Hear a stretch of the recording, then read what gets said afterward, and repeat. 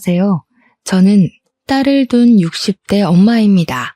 너무나도 끔찍한 일들을 겪고 이제 겨우 안정을 찾고 있는 상황이라 사연을 써보아요. 저는 반백년을 살면서 나름 무탈한 인생을 지내왔습니다. 그래서 말년까지도 쭉 그대로만 살다 가면 좋겠다고 또 그럴 수 있을 거라고 믿어 의심치 않았어요. 참 사람 앞길 함부로 예측 못한다지만 하마터면 나이 먹고 큰 수렁에 빠져 살 뻔했지 뭡니까. 제가 지금 적어볼 이야기는 사랑하는 제 딸 얘기입니다. 제 딸 일이 곧 제 일이기도 해서 제가 저와 딸을 위해서 어떠한 사투를 벌여왔는지 들려드리겠습니다. 저는 결혼 생활 고작 10년 만에 남편을 사고로 일찍 잃고 딸과 둘이 지내왔습니다. 30여 년을 둘이서 의지하면서 잘 살아왔죠. 그 전에 남편이 있을 때는 여건이 여의치 않아도 살림 열심히 하고 알뜰하게 아끼고 살면서 우리 식구끼리 행복해보고자 노력이라도 할 수 있었는데 남편이 죽고 나서는 제 안의 모든 의지가 팍 죽어버려 앞날이 막막하기도 했었습니다. 그럴 수밖에 없는 게 당시에는 젊은 여성들이 돈을 당연하게 버는 시대가 아니었거든요.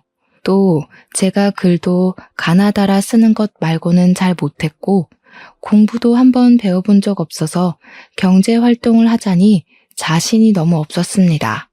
그러나 딸만큼은 저처럼 공부 못해서 바보로 살면 안 되니까 무작정 있는 대로 일을 시작했어요. 남의 집 방바닥 닦아주고 밥 해주면서 어렵게 딸을 키웠습니다. 하지만 그게 제 인생의 고비는 아니었어요. 기운 가세는 다시 세우면 되는 거였고 남편을 잃은 상실감과 아빠 잃은 딸의 공허함은 시간이 해결해 줄 테니 버티면 되는 거였으니까요. 또 우리 집 기둥이 무너져서 더 어려워진 형편인데도 불구하고 제 딸 또한 절대 굴하는 모습을 안 보였습니다. 어린 나이부터 제가 고생하는 걸 알았는지 말썽 안 부리고 올바르게 자라줬고 좋은 대학을 가 번듯한 호텔리어가 되었어요. 제가 예상했던 대로 열심히 살아내니까 우리 가정에 다시 안정이 찾아오더라고요. 이건 제가 삶을 포기하지 않은 것도 있었고 의지를 굳건히 할 수 있는 딸의 존재가 늘 제 곁에 있었기 때문에 좋은 결과를 내었다고 생각했어요. 제가 딸한테도 그런 마인드를 가르쳐줘서 그런지 딸도 학교 다닐 때 성적을 잘 못 봤더라도 다음에 잘 보면 된다는 긍정적인 마음으로 더 공부를 하더라고요. 딸 또한 저 때문에 좋은 영향 많이 받았다고 직접 얘기를 해줍니다. 그때마다 지치지 않고 달려온 고생이 싹 다 풀리는 기분이었어요. 딸은 20살이 되자마자 저를 돕기 위해 아르바이트를 했었는데 그러지 말라고 해도 저 혼자 고생하는 걸 싫어하던 녀석이었기에 딸은 그저 돈 벌어서 보탬이 되는 걸 좋아했어요. 그래서 강력하게 말릴 수도 없었습니다. 웬만하면 제가 할 수 있는 선에서 끝까지 딸 뒷바라지 해주고 싶었거든요. 돈 신경 안 쓰고 편하게 공부만 했으면 좋겠는 게 제 마음이었는데 또 자식 입장에서는 부모만 고생하는 걸 두고 보기 힘들었나 봅니다. 이것만으로도 제 딸이 얼마나 기특한 아이인지 느껴지시죠? 그래도 딸 덕분에 제가 굳은 일을 좀 줄일 수는 있어서 마음이 편했습니다. 그때부터 우리 가정은 남들과 비슷한 모양새를 갖춰갔어요. 그리고 우리 딸은 남편을 닮아서 미모가 좀 출중한 편이었는데요. 유난이라고 생각할지 모르겠으나 예쁜 우리 딸한테 이상한 놈들이 들러붙지 않을까 엄마로서 걱정이 좀 되더라고요. 대학교 가는 것도 노심초사했는데 직장 생활을 시작했을 때는 여간 불안한 게 아니었어요. TV에 보면 나쁜 마음 먹은 총각들이 많더라고요. 아마 딸 가진 부모라면 딸의 짝이 될 남자가 무척 걱정되고 불안할 거라고 생각합니다. 그렇다고 딸 귀찮게 티를 내진 않았고 그저 사람 조심하라는 말만 한 번씩 던져줬어요. 정도를 지키면서 한다는 게 저도 좀 잔소리를 했던 건지 딸이 저더러 걱정도사라고 하더군요. 너무 장걱정이 많다고 제발 마음을 편하게 먹으라는데 딸이 그렇게 지적을 해줄 때면 저도 아차 싶어서 주춤거리게 돼요. 어쨌든 우리 딸 똑똑하니까 알아서 잘할 거라고 믿는 수밖에 없었어요. 실제로 제 딸이 어디 가서 사고치는 타입도 아니었으니 말이죠. 그런데 아무리 야무져도 20대 딸이 사랑 앞에선 풋내기일 수밖에 없다는 걸 망각했어요. 나이를 다 먹고도 실수를 하는 게 사랑인데 어린 청춘이 알아봤자 뭘 얼마나 알고 남자를 가려 만나겠습니까? 아니나 다를까 딸은 취업하자마자 남자를 사귀더니 1년 만에 결혼을 하겠다고 제게 그 남자를 소개해줬어요. 듣자 하니 남자는 승무원을 하는 사람이었는데 딸이 일하는 호텔에 자주 묵는다고 합니다. 오가다가 마주하면서 얼굴도 익히고 대화도 조금씩 늘게 되고 그렇게 마음이 맞아서 만나게 된 것 같았어요. 남자가 먼저 대시를 해서 시작된 관계라고 하더라고요. 근데 겨우 1년 사귀어 놓고 결혼하고 싶다고 고백한 게 제 마음을 불편하게 만들었습니다. 우리 딸 나이는 26살이었고 남자의 나이는 32살이었어요. 저는 우리 딸이 나이 30살 넘으면 결혼시키고 싶었거든요. 제가 젊었을 때야 26살이면 홍기가 꽉 찼다고 하지 요즘 세상에 26살 아가씨들이 어디 결혼에 쫓기는 입장입니까?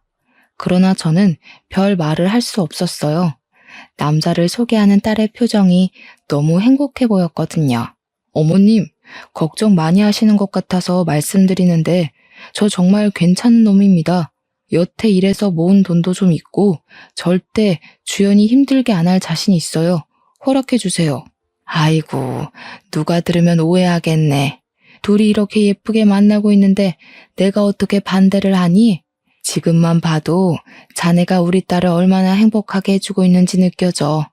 그러니 그런 부탁은 할 필요가 없다니까 그러네. 결혼을 빨리 하든 늦게 하든 딸이 행복하면 그만이라는 마음이 곧 들었습니다. 딸의 행복을 방해하고 싶지 않았어요. 그저 딸이 제 곁에서 힘든 시간을 꿋꿋하게 버텨줬기 때문에 어른이 된 딸까지 제가 통제권을 주고 흔들고 싶지 않았어요. 그래서 허락했습니다. 그렇게 딸의 남자는 저의 사위가 되었습니다. 한부모 가정인 우리 딸을 혹시 시가에서 안 좋은 시선으로 보면 어쩌나 걱정했는데 사부인도 저처럼 바깥 양반을 일찍 여의고 혼자 지내고 있었던지라 우리의 사정을 잘 이해해 줬습니다. 그 사실만으로 딸의 결혼이 안심이 되었어요. 비슷한 가정 환경의 집안과 연을 맺는 거니까 저의 딸이 상처받을 일이 적을 거라고 생각했기 때문입니다. 딸과 사위는 서로 마음이 참 예쁜 한 쌍이었는데요. 결혼한 뒤에 서로 이 집에 살아야 되네, 저 집에 살아야 되네 의논하면서 마음 좋은 소리를 하더라고요. 그러나 저도 사부인도 애들이 분가하길 원해서 합가를 일찍부터 거절했습니다. 사위랑 딸은 저랑 사부인이 혼자 집에서 지내는 걸 걱정했지만 외롭다고 자녀들의 발목을 붙잡을 수는 없는 법이거든요. 그건 사부인도 생각이 똑같았던 건지 그저 둘이서 잘만 지내달라고 해줬습니다. 그래도 제 딸은 제가 혼자가 되는 게 영 마음에 걸렸나 보더라고요. 그렇게 느낄만도 할 것 같아요. 둘이서 의지하며 살아온 세월이 짧진 않았으니까요. 하지만 그건 그거고 딸의 인생을 언제까지 제가 붙들고 있겠습니까? 정말 괜찮아서 딸한테 신경 쓰지 말라고 했지만 딸은 기어코 제게 어떤 걸 제안하고 말았어요. 엄마, 한글 공부하고 싶어 했잖아. 내가 학원 끊어줄 테니까 다녀. 나 없다고 집에서만 있을 생각 말고. 나 다니면서 운동 삼아 좀 걷기도 하고. 알겠지? 아유, 학원은 무슨 학원. 남사스럽게 다 늙은 사람이 공부해서 어디다 쓰겠어.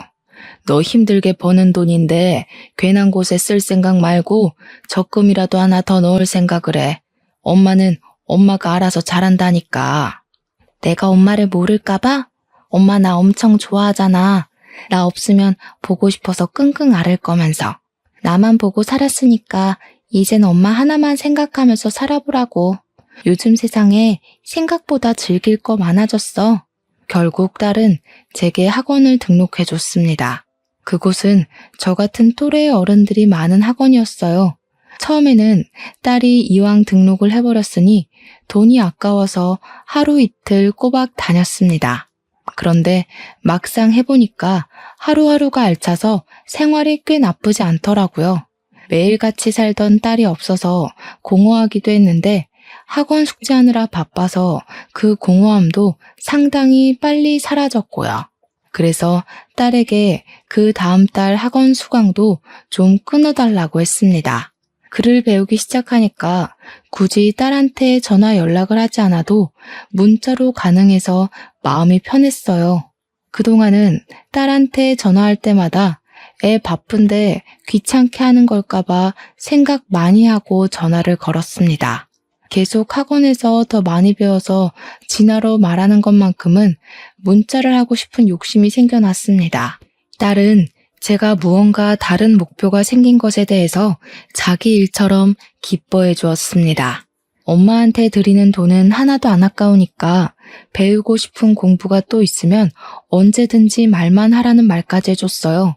자식한테는 주고만 싶지 받는 건 늘 미안했는데 그래도 물질적인 보상을 받을 때마다 인생 잘 살았다는 느낌이 들어서 좋았습니다.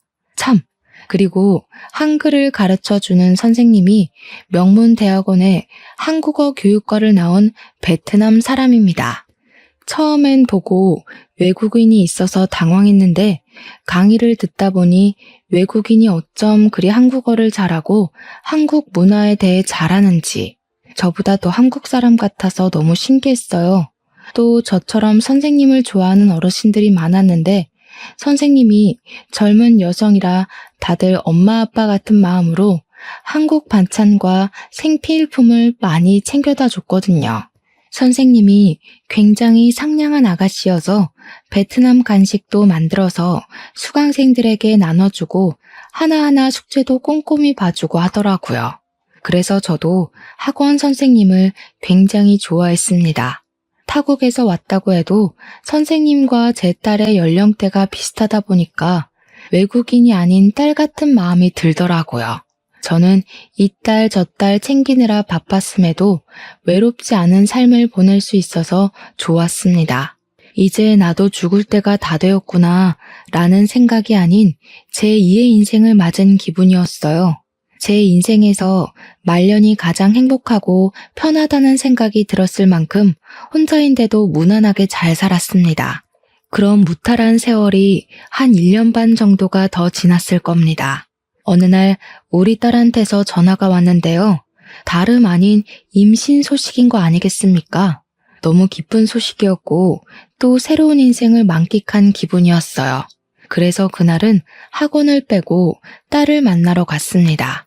사위랑 같이 저녁까지 먹으려고 했는데 혼자 있을 사부인이 생각나서 사부인도 불렀어요. 오랜만에 뭉친 저희는 사위 차를 타고 식당에 가서 외식을 했습니다. 보통 사돈끼리는 결혼식하고 나면 만날 일도 없다는데 저는 저와 같은 사정을 갖고 있는 사부인이 너무 마음에 걸리더라고요. 그래서 사부인에게 더 다가갔고 이것저것 해보라고 취미도 추천해주고 주변에 공방이나 공부하는 곳 있으면 다녀보라고 오지랖을 부리기도 했습니다. 저도 딸이 시켜줘서 글 공부를 하고 있는데 그제야 제 이름 석자를 가지고 사는 기분이더라고요. 사부인도 자식 때문에 용쓰고만 살았을 텐데 지금부터라도 스스로한테 투자를 해봐요. 아유, 무슨요. 그런 것도 해볼 줄 아는 사람들이나 하는 거지. 저는 영 마음이 불편해서 못할 것 같아요. 노후에는 홀로 마음껏 쉬면서 빈둥거리고도 싶네요. 그때마다 사부인은 낯을 많이 가려서 그저 혼자 집에서 영화 보고 TV 보는 게 편하다고 제 말에 호호 웃기만 했습니다. 뭐 그럴 수도 있다고 생각했어요. 이건 성격 차이니까요. 어쨌든 우리 딸의 임신은 모든 식구에게 축복이었습니다. 딸이 출산을 하고 나면 더할 나위 없이 행복하게 살자고 그렇게 약속하면서 좋은 시간을 마무리했어요. 그리고 늦은 시간이라 사위가 사부인 먼저 데려다주고 저까지 집에 태워주었습니다. 사위랑 딸은 앞좌석에 앉아 있었고 저는 나중에 내려야 돼서 뒷좌석에 있었어요. 아무 생각 없이 창밖만 구경하고 있었는데요.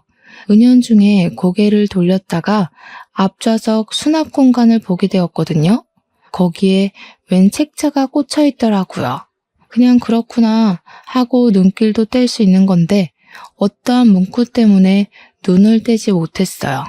별 생각 없이 본 것이었는데 보육원이라는 문구가 제 머리를 뒤죽박죽 흔들어 놓더라고요. 보육원? 사위한테 보육원 책자가 왜 필요한 건지 이해가 안 갔습니다. 한번 꺼내서 표지를 자세히 봤는데 지나가다 우연히 받았나 하는 생각조차 할 수 없는 장소였어요. 위치가 제주도더라고요. 우리가 사는 곳은 서울인데 책자를 그냥 받았다고 해도 금방 지역이어야 되는 거 아닙니까? 이해가 안 돼서 표지만 뚫어져라 보고 있었는데 어느새 집에 도달해버려서 저도 모르게 그 책자를 가방에 넣었어요. 어쩌지 못해서 저지른 행동이었습니다. 서둘러 딸과 사위에게 조심히 가라고 인사한 뒤 집에 들어와 보육원 책자를 다시 펴봤어요. 가장 뒤편에는 명함 하나가 꽂혀 있었는데 그 보육원 원장의 연락처인 듯 했습니다. 보통 책자를 홍보하더라도 길거리에서 명함까지 주지는 않잖아요. 직접 이 보육원에 찾아간 거면 몰라. 다른 사람이 사위 차에 탔다가 이걸 두고 내린 건가라는 생각도 했어요. 제 선에서 최대한 이해할 수 있는 생각이 그것이었으니까요. 그런데도 희한하게 마음속에 박힌 찝찝함이 해결되지 않더라고요. 자꾸만 아까 봤던 명함 연락처로 전화하고 싶은 욕구가 가슴 속에서 꾸물거렸습니다. 그래서 충동적으로 저질러 버렸어요. 다 늦은 밤에 그 보육원으로 전화를 해봤죠. 시간이 밤 10시 정도 되었던 걸로 기억합니다. 보통 보육원은 선생님들이 24시간 교대로 붙어 있으니 전화를 안 받진 않을 거라 생각했어요. 역시나 상대 쪽에서 전화를 받더라고요. 신호음이 끊기자 순간 뭐라고 말해야 할지 머릿속이 새하얘져 버려서 저는 순간 사위 이름을 얘기해버렸습니다. 송태웅 씨 말 전에 듣고 전화합니다. 여기로 전화해보면 된다길래. 아람이 아버님이요? 아직 아람이 만나는 날 아닌데 어떤 일로 연락하셨어요? 아람이도 지금은 잘 준비 들어가서 아마 전화 못 받을 거예요. 급한 일이면 아람이 깨워서 바꿔드릴까요? 처음 듣는 이름에 그렇잖아도 당황스러워 어렵게 입을 떼던 입술이 더 무거워져 버렸습니다. 보육원 선생님 말을 듣자니 아람이란 그 이름은 아이의 것인 듯 했어요. 그때 제가 대답을 안 하자 수화기 너머로 여보세요? 하는 소리가 넘어왔어요.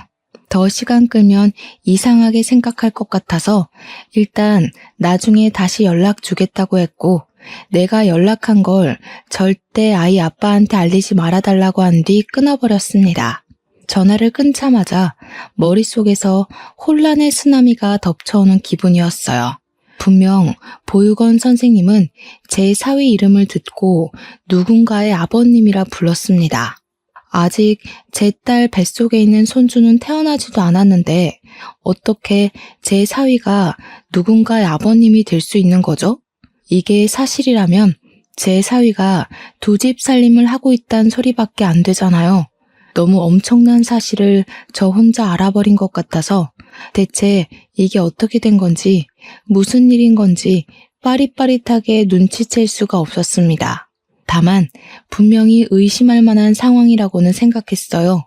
전화했을 때 보육원 선생님이 우리 사위가 아직 그 아이를 만날 날이 아닌데 왜 전화했냐고 물었잖아요. 그렇다는 말은 우리 사위가 그 보육원에 아람이란 아이를 만나러 주기적으로 찾아가고 있다는 말 아니겠습니까? 한편으로는 혹시 후원을 하는 아이인가? 그런 생각도 했어요. 만약 그렇다면 후원자를 부를 때 그 아이의 아버님이라고 부르기도 하는지 또 궁금하더라고요.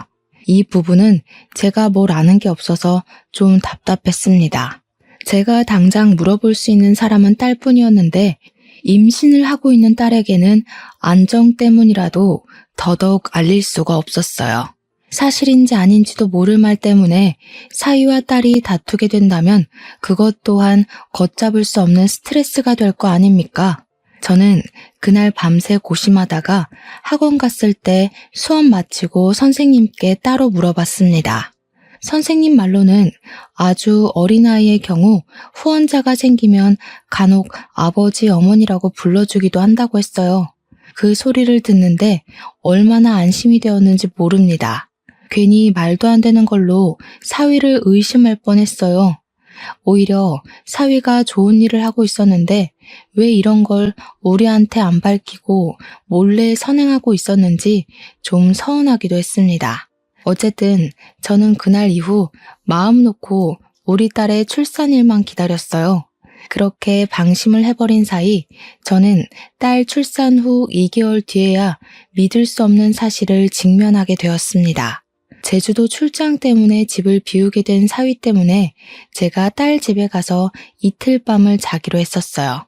겨우 이틀 밤 자는 건데도 딸 생각하는 엄마 마음이 다 그렇듯 가는 김에 딸에게 이것저것 해주고 싶어서 저는 짐을 바리바리 싸들고 딸 집을 갔습니다. 그때 딸이랑 저녁을 먹으면서 딸한테 어떤 얘기를 들었는데요.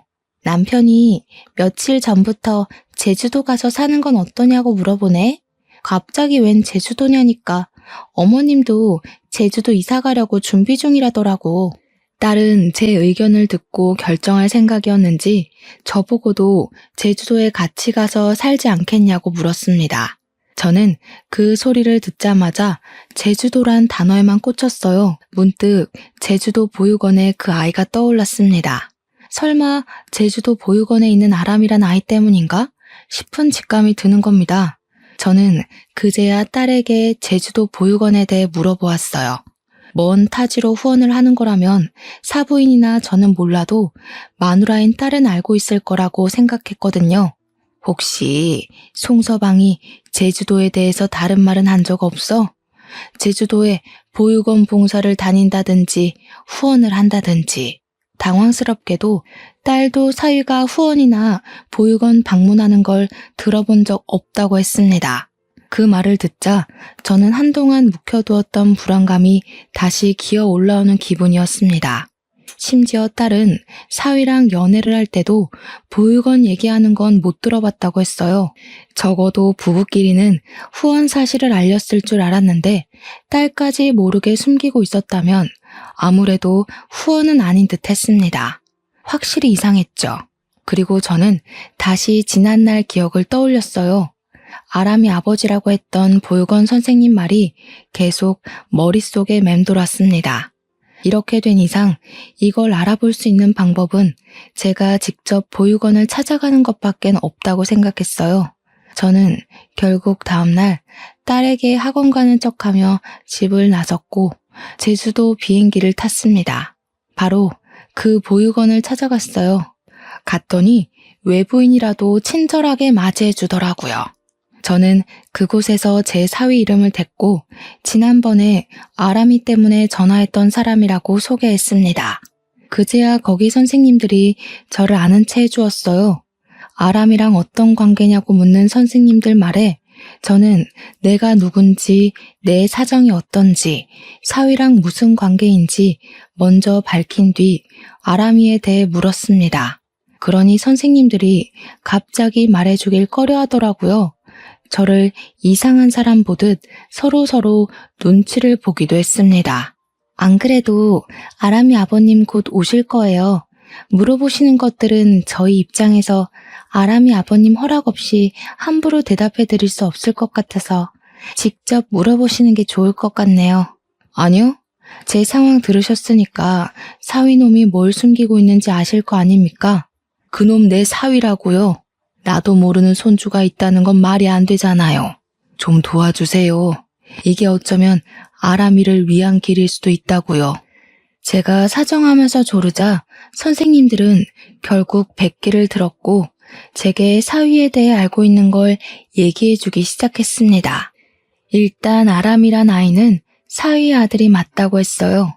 아람이는 우리 딸이랑 결혼하기 전부터 이 보육원에 맡겨진 아이였고 아람이 엄마 되는 사람은 외국인인데 애 낳다가 과다출혈로 사망했다고 했어요. 아람이 엄마랑 사위는 직업이 똑같아서 오다 가다 잘 마주쳤던 사이였는데 그게 인연으로 발전되어 애까지 생긴 것 같더라고요. 사위는 엄마 잃은 아들을 혼자서 내버려 두기가 좀 그래서 그 애를 데리고 한국으로 들어와 보육원에 맡겼다고 합니다. 웬 듣도 보도 못했던 사정이라 저는 충격에 한동안 자리에서 일어나지 못했습니다. 근데 제가 여기서 의문을 느꼈던 부분이 또 하나 있었는데요. 선생님들이 해주는 얘기를 들으면 들을수록 어디서 많이 들어본 스토리 같다는 것이었어요. 그 생각은 머지않아 해결이 되었습니다. 우리 사위랑 직업이 똑같았다. 오다 가다 많이 마주친 인연 때문에 사귀었다. 외국인과 한국인의 커플? 그 사이에서 아들을 가졌었다. 이 사실은 전부 다 제가 다니고 있는 학원 선생님의 스토리와 흡사했어요. 얘기를 듣는 도중에도 얘기가 끝난 후에도 왜 학원 선생님이 자꾸 생각나는 건지 몰랐어요. 일단 저는 사위가 곧 온다는 말에 황급히 자리를 떠야 했습니다. 역시나 선생님들께는 비밀 보장을 부탁했고 보육원 근처에 숨어 있었어요. 그리곤 제발 아니길 바랬던 우리 사위를 목격해버렸죠. 사위가 보육원으로 들어가자 남자아이로 보이는 꼬마애가 뛰어와서 사위를 덥석 안아주는데 분명 아빠 그렇게 말하는 걸 들었습니다. 그 장면을 휴대폰으로 찍으면서도 어이가 없었어요. 근데 더 어처구니가 없었던 건 한 타임 늦게 나타난 사부인의 존재 때문이었습니다. 그러니까 이건 지금 사위가 몰래 애 갖고 있다는 걸 사부인도 다 안다는 소리가 돼요. 우리는 같은 아픔을 가진 식구인 줄 알았는데 감히 나랑 딸한테 사기를 치고 결혼을 진행하다니 너무 화가 났습니다. 저는 확실한 장면만 휴대폰에 담고서 더 보지도 못하고 바로 서울로 날아갔어요. 그리곤 혼자 있는 딸 집에 가서 얼른 딸한테 짐 챙기라고 일렀습니다. 영문을 모르던 딸은 계속 저한테 왜 그러냐고 붙이면서 짐도 안 싸고 손 놓고 있길래 결국 그 자리에서 다 말해주었습니다. 송서방한테 애가 있대. 사부인도 다 알고 있었더라. 어떻게 우릴 감쪽같이 속일 수 있다니? 애 엄마 되는 사람도 멀쩡히 살아있던데 기가 차서 정말. 무슨 말도 안 되는 소리라고 있어. 뭘 잘못 알았겠지. 엄마 학원 다녀온 거 아니었어? 갑자기 뭐 때문에 이러는 건데. 제 말을 이해도 못하고 믿지도 않는 딸에게 저는 제주도에서 찍어온 영상을 보여줬습니다. 그러자 제 폰을 아사가 몇 번이고 재생해서 확인하던 딸도 저처럼 크게 충격을 받았어요. 거짓말이라고 우길 수도 없게 동영상 찍힌 날짜부터 영상 파일에 제주도라고 뜨는 위치까지 그리고 사위 얼굴과 사부인 얼굴까지 똑똑히 보이자 딸은 아예 반박하지 못했습니다. 그렇게 저는 딸을 데리고 집으로 돌아오게 되었고 바로 학원 선생님에게 전화를 했어요. 언제나 상냥한 선생님 목소리가 들리자 착한 선생님한테 몹쓸 짓을 했을 사위놈이 더 미워지더라고요.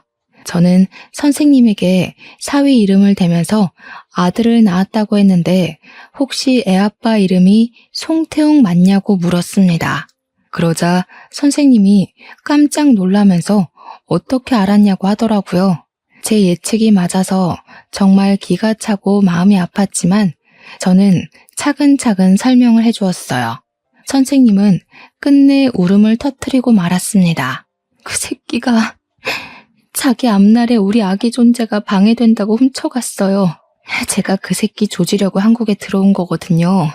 근데 도무지 찾을 수가 없어서 세월만 보내고 있었어요.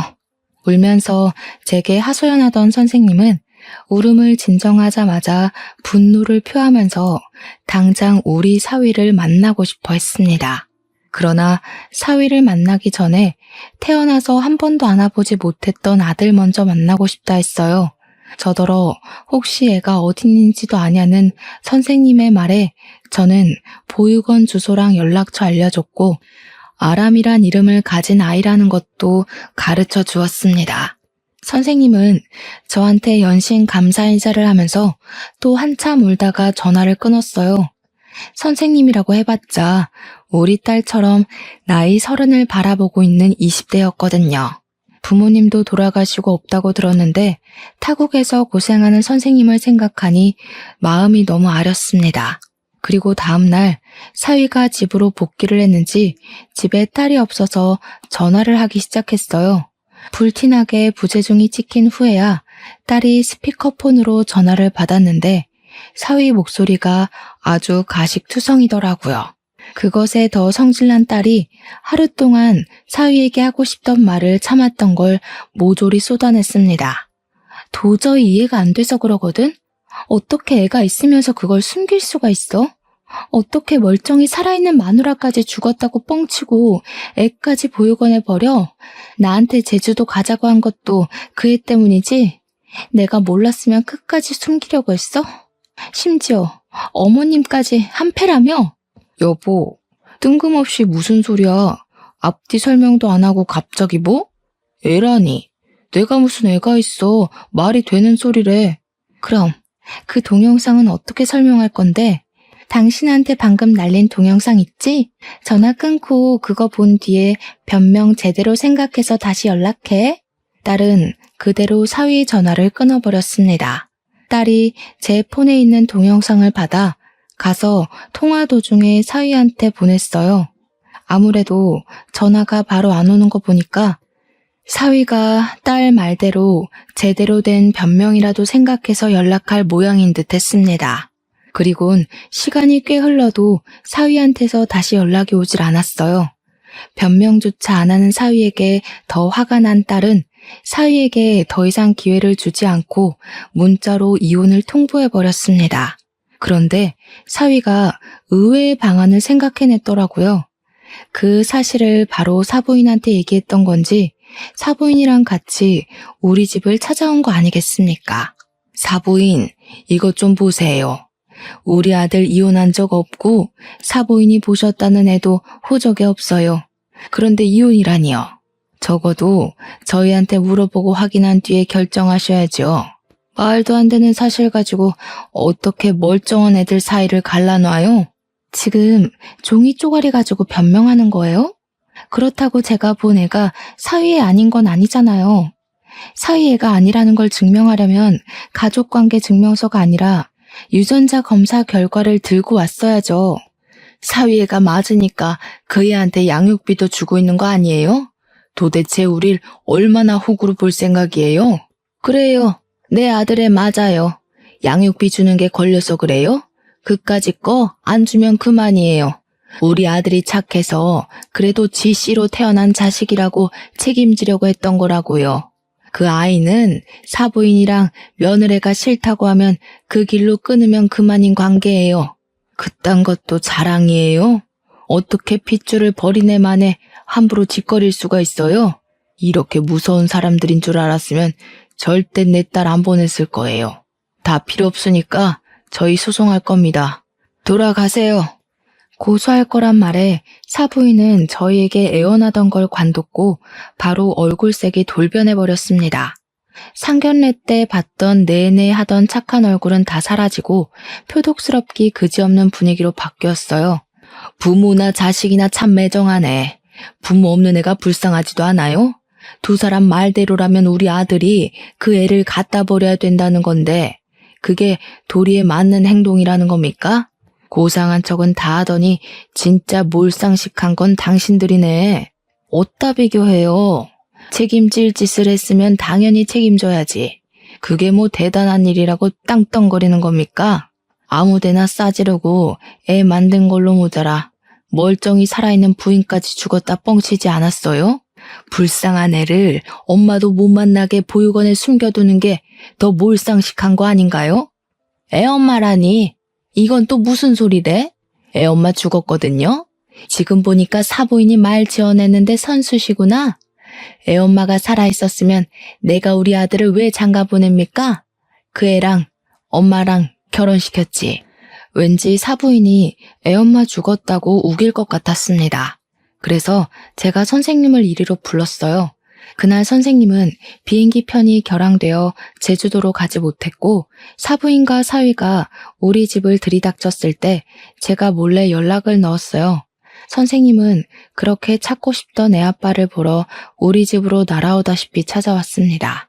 때마침 사부인이 애 엄마를 부정하고 있던 참이었는데 타이밍 좋게 선생님이 등장했어요. 열린 현관문으로 선생님이 들어서자 인기척에 돌아본 사위가 먼저 선생님을 발견했고 선생님을 보자마자 사색된 얼굴로 굳어버렸습니다.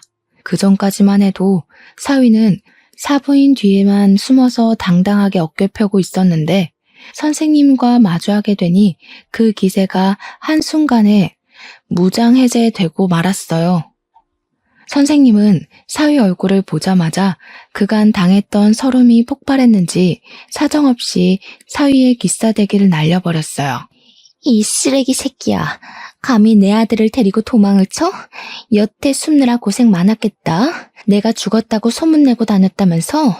날 버리고 싶었으면 그냥 조용히 떠날 것이지. 왜 내 아들까지 데려가? 선생님이 악을 지르자 놀란 사부인은 당황한 기색을 지우고 뒤늦게 선생님에게 대항했습니다. 선생님을 엄청나게 싫어했었는지 바로 막말을 퍼붓더군요. 이 천박한 게 누굴 손대? 그러게 애를 낳긴 왜 낳아? 돈 줄 테니까 지우라고 했지. 네가 어른 말을 귓등으로 쳐들으니까 이사달이 난 거 아니야.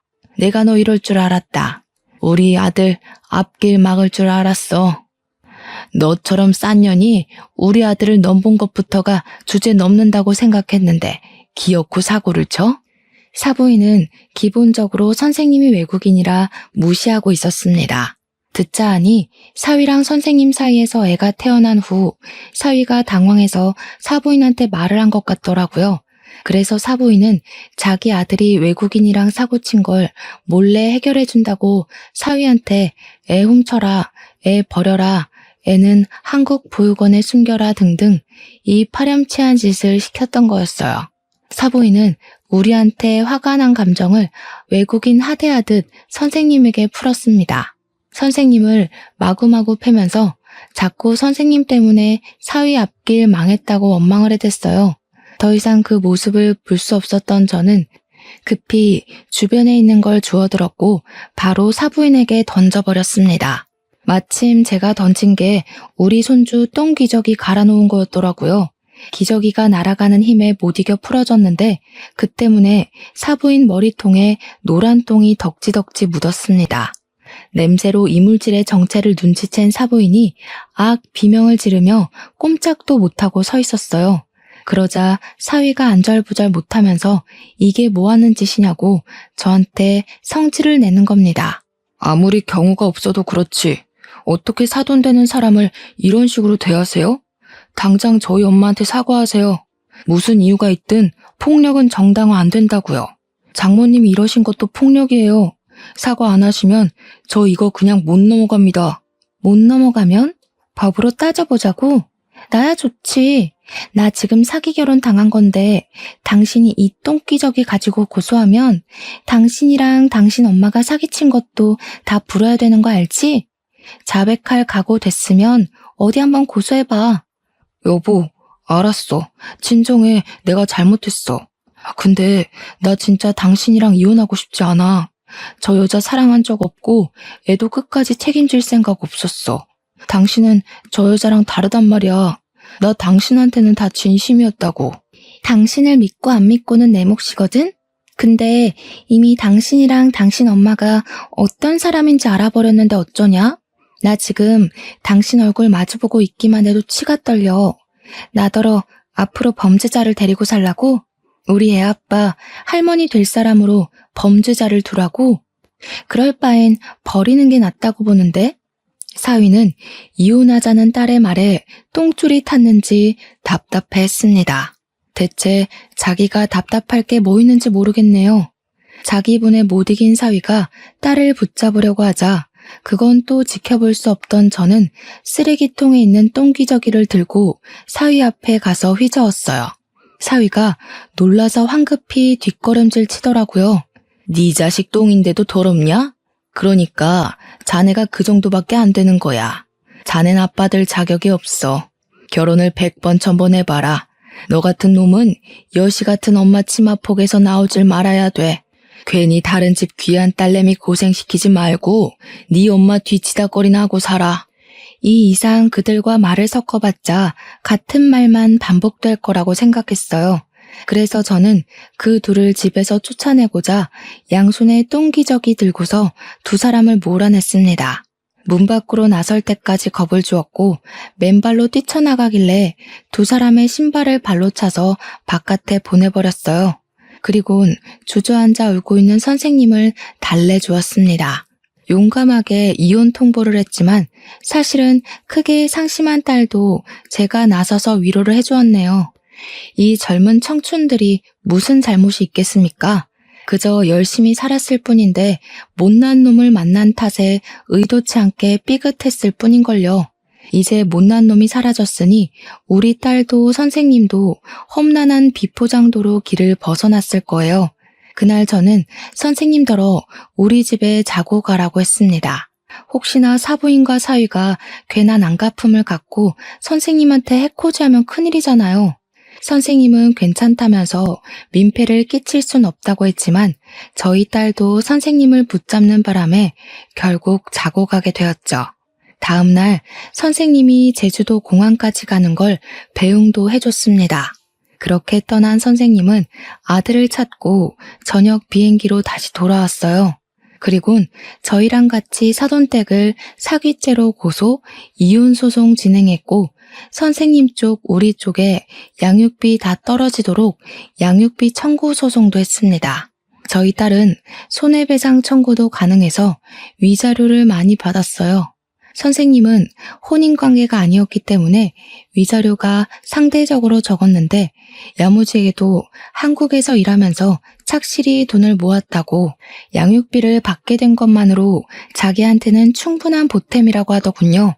다행히 저희 쪽이랑 선생님 쪽 다 나쁘지 않은 보상을 받았습니다. 단지 한창인 아가씨들 가슴속에 남은 상처는 어떻게 지우기가 어렵겠죠.